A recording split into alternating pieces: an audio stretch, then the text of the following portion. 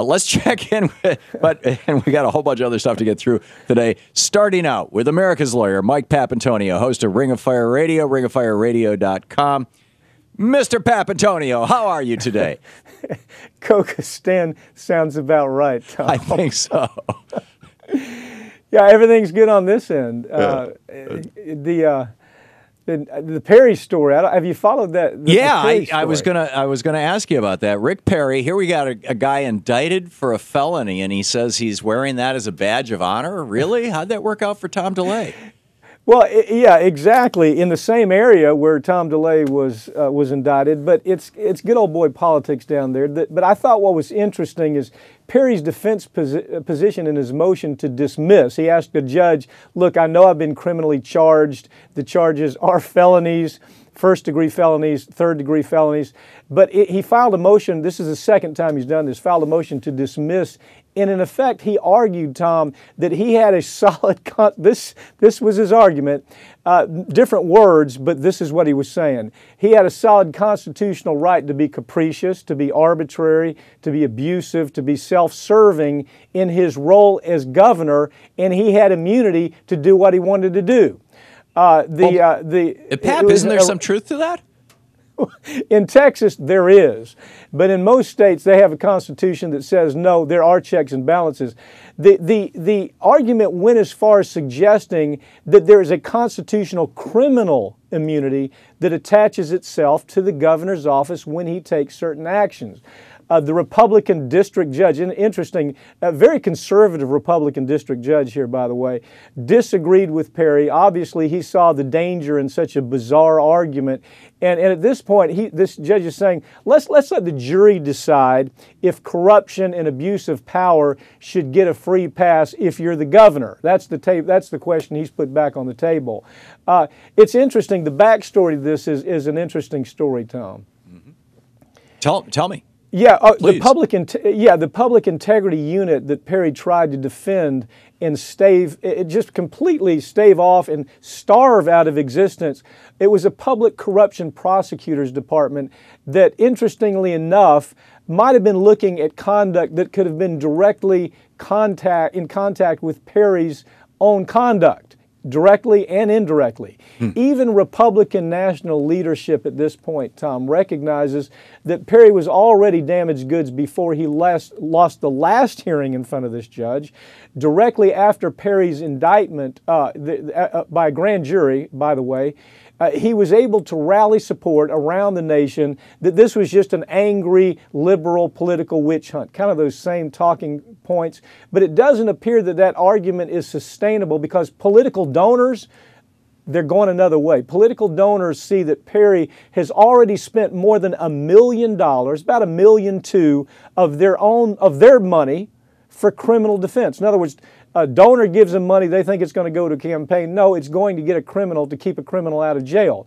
The cost of going forward with a corruption case like this is easily going to cost another $2 million. So if you're a committed GOP donor, you recognize that your money is better spent even with oddballs like Ted Cruz or Jeb Bush or Mike Huckabee. Why would you spend another $2 million simply defending a criminal from criminal charges? But he has a bigger problem too. He's not governor anymore, you see. Politics in Texas is predatory. Big sharks eat the smaller sharks. And at the end of the day, the day he stepped down, he became one of those smaller sharks. It's a big problem for him because now he doesn't really have that kind of power to wield. He doesn't have a job right now, does he? He doesn't have a job. And it's an interesting thing. You've covered stories like this. I have too, where these governors who think that they have such a wide, loyal following within the political infrastructure that they came up in, all of a sudden they step down and it's payback time. You have some commissioner that you've affected, you have some prosecutor that you've affected, and those people are saying, you're not governor anymore. What is it that you're missing here? Now you are nothing more than prey, and we now are the predators. That is the nature of Texas politics, I got to promise you. It's the nature of most politics, but it's particularly bad in Texas. Yeah, that's astonishing. So basically, we can probably write Rick Perry off as a serious Republican contender. I think so. I think so because his money's going to dry up, and this is not going to be resolved in going into 2016. Yeah. It's amazing to me that Perry is not watching what happened to McDonald in Virginia. Yeah. I mean, it's the same it's the same level of corruption. What he did is held back about $8 million from a committee that was investigating people that were tied to him. And he blamed it. The ridiculous response from Perry was, well, I kind of held it back because the prosecutor had a DUI, and I couldn't trust the prosecutor because she had a DUI. Well, he was trying to fire her, wasn't he? He was on a rampage? Total rampage, and tried to make her DUI an a big issue. But it was really trying to get rid of her because she had been building a case not only against Perry, but against people that are connected to Perry.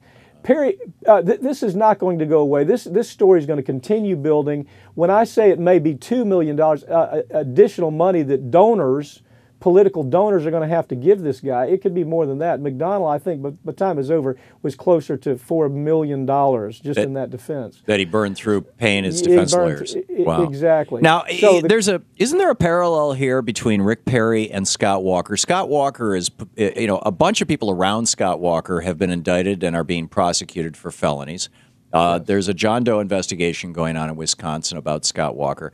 But the difference is that Scott Walker is the fair-haired boy of the Koch brothers and has been from day one.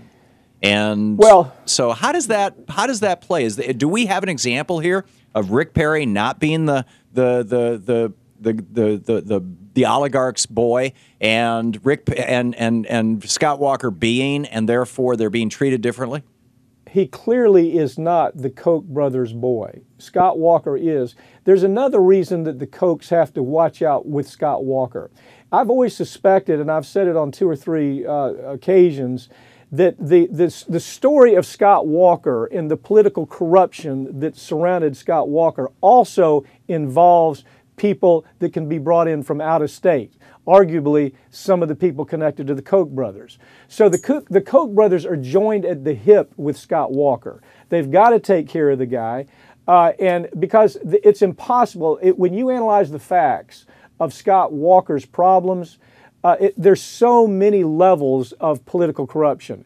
And a lot of that has to do with money coming from other places around the country, influence coming from other places around the country.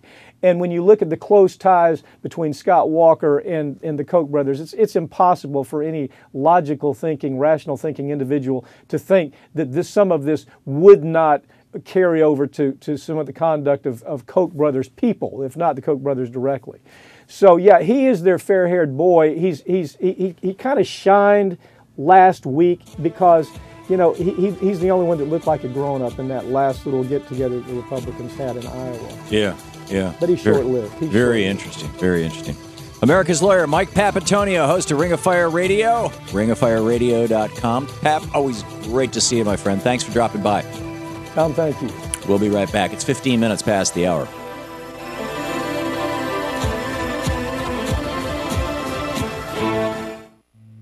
This is the Thom Hartmann Program. And to find out what's going on Ring of Fire Radio this weekend, check out ringofireradio.com.